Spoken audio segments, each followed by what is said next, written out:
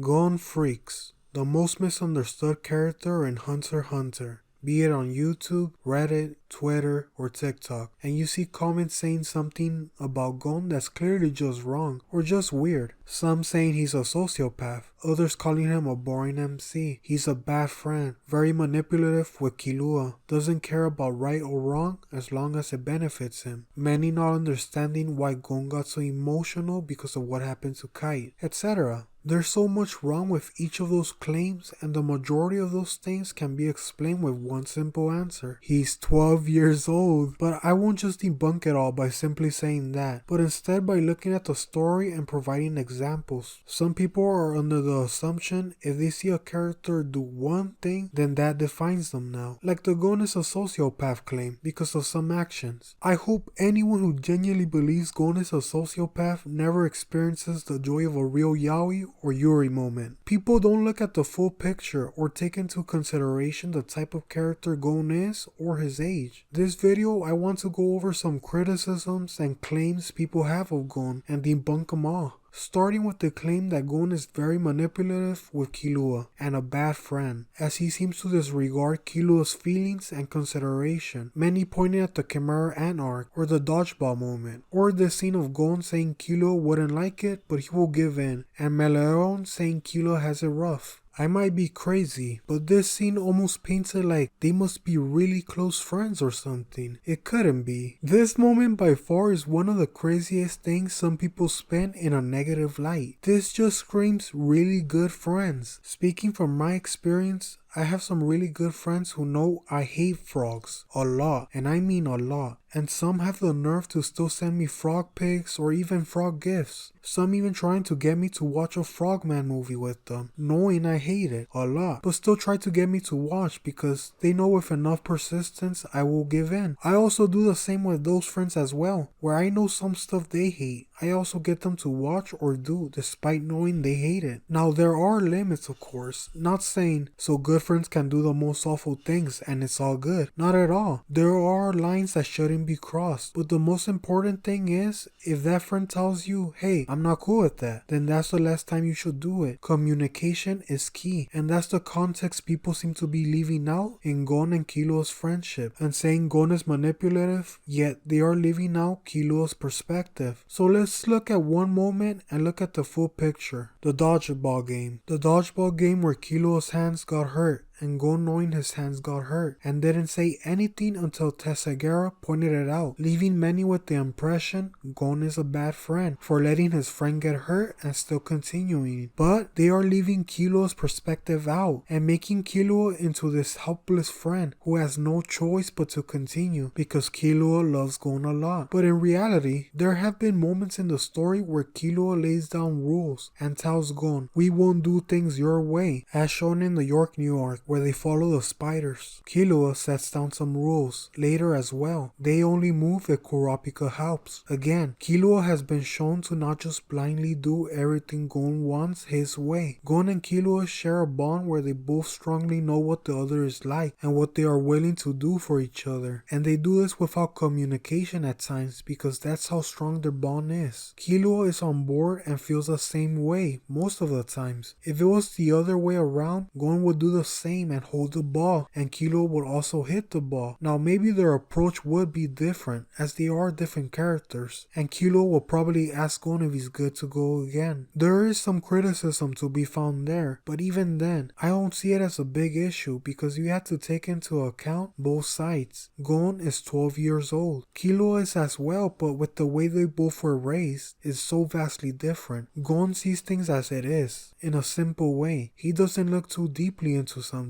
When he first hit a Jajanken on the ball and noticed Killua hurt his hands, but then he saw Killua was alright with it. He just knew they both felt the same way, which is why Gon didn't stop. Gon wasn't doing it with malicious intent or anything, or even taking advantage of Killua, as some seem to say. As for Gon being a bad friend, do some people forget the first thing Gon did for Killua? Went to his house to check on his mental state and help him out no matter how hurt he got. Even telling Illumi there are no requirements for them to be friends, constantly telling Killua how he wants to stick together and how much he values Killua, saying he's glad he met him. Many only see how much Gon means to Killua, yet somehow miss how much Killua means to Gon. Some look at the palace invasion and see when Gon was being a bad friend and spin it to their narrative that Gon has always been a bad friend, but fail to look at the full picture. Togashi is a good writer and wrote Gon with flaws like a real human being. Gon was going through some stuff, which is a factor on why he treated Killua awful. It's not a representation of how Gon truly is. Togashi clearly portrays this as Gon's worst moment. Even Gon himself, without anyone telling him, said he needs to apologize to Killua, how he said mean things to him. He realizes what he did on his own and wants to apologize. This to me is a big deal. If it was Killua who made Gon apologize like Killua wanted, and Gon not realizing why he needs to apologize, then yes, that would make Gon a bad friend. But nope, Gon wanted to apologize because he knows he did something wrong, and it's not a forced apology. Now for the next misunderstanding, Gon and Kite's relationship. Speaking from experience, I've seen many not understand the bond Gon shares with Kite and why he was so important to him, and many not understanding why Gon got so emotional for someone who he's only met once as a kid and only spent a couple days with him in the Chimera Ant arc. So let's go back to the very beginning of Hunter x Hunter. Kite meeting Gon as a kid and being the one who told Gon about Jing being alive and everything about hunters. Now that itself is a big reason why Kite is important to Gon. Kite is the reason Gon even started his journey in the first place, as he himself even told Killua the reason he's so interested in Jing and wants to be like Jing is because of how proud Kite was talking about Jing. Kite was the one who painted the picture for Gon and inspired him to take that first step. But there's so much more to explore. We also had to look at Gon's abandonment issues. Gon throughout the entire story doesn't want to let Jing down. He meets every challenge Jing sets for him head on, even if he could die, as shown throughout the entire story. When we look at Kite, Jing's student, someone who even found Jing and earned his respect, at least in Gon's eyes, and for Jing to send Gon to Kite after finishing Greed Island, Gon saw this as a test from his dad. So when the Pito incident happened and Gon not being able to fight by Kite's side and the reason he lost his arm, in Gon's eyes, he saw this as a failure. He failed Jing. He's not worthy of meeting his dad now, which is why the first thing Gon said to Jing when they first met was, "I'm sorry. Because of me, Kite turned into a girl," showing how Jing played a part into Gon's psyche during this arc. Then there's Gon's survivor's guilt. This doesn't need much explanation, as this reason is explicitly shown to us, with Gon saying multiple times it's his fault Kite died and saying he should have died. And for the final piece of the picture is a very simple one that many seem to forget or just overlook. We have to look at Gon's character. Gon values his friends a lot. Just look at how angry Gon has become when someone intended to hurt his friends. Zushi being kidnapped and Killua almost dying, making Gon so enraged. And then look at the Kite situation, which is so much worse. Seeing him used as a training dummy with scars all over. The Gon and Kite situation is such an interesting topic to look at, as there's multiple factors in play. Gon is such a layered character, which brings us to this next claim I've seen people make. Gon is a boring MC. From what I've seen, many just find them boring and prefer Killua or Kurapika. Now there's nothing wrong with you liking another character more, but calling Gon Freecss boring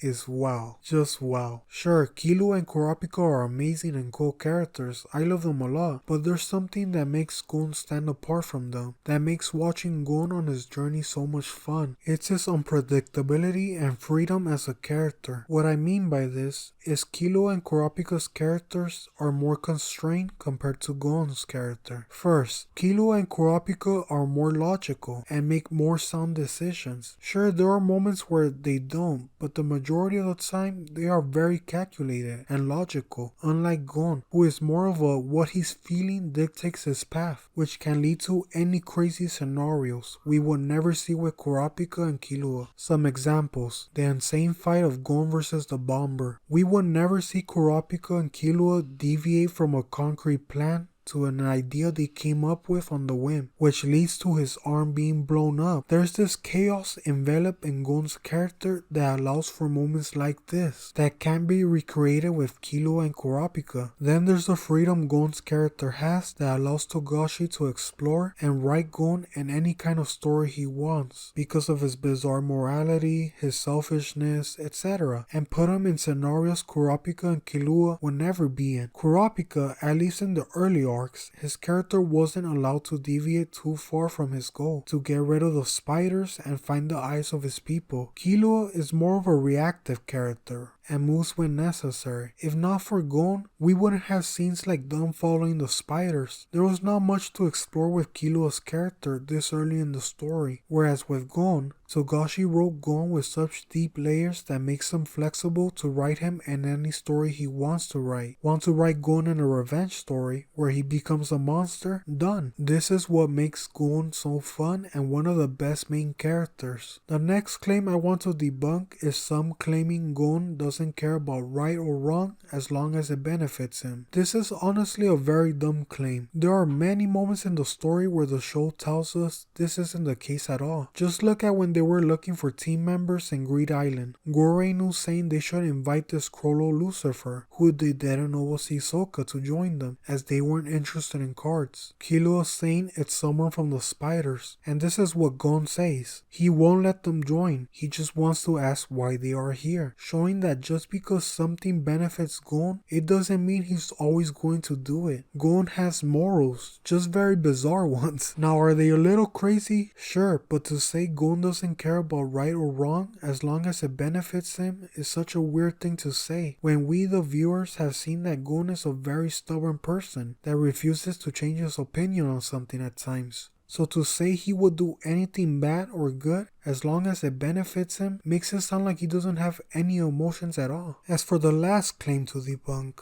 Gon being a sociopath. This is by far the dumbest one, which can be debunked easily, and I never understood how this is a thing. Just look at his friendship with Killua, Leorio, and Kurapika. There are many scenes of Gon showing empathy, consideration for their feelings, getting angry on their behalf, etc. Never have I seen a character in media be so misunderstood by many, and view him as this horrible person at times. Be it for his selfishness, which by the way, is the most normal trait to have as a human, even more so as a child. Do people not remember their childhoods? I was a selfish ass kid. Still am today, but that's besides the point. And it's not just people labeling Gon as an awful person. A lot of Gon fans are fans of Gon for the weirdest reasons. Now, it's not wrong to be a fan of a character for whatever reason. It's just so interesting how I've seen many Gon fans become fans of him because of his horrible actions in the palace invasion, like threatening Komugi, many claiming this is Gon Freecss, this is what we like.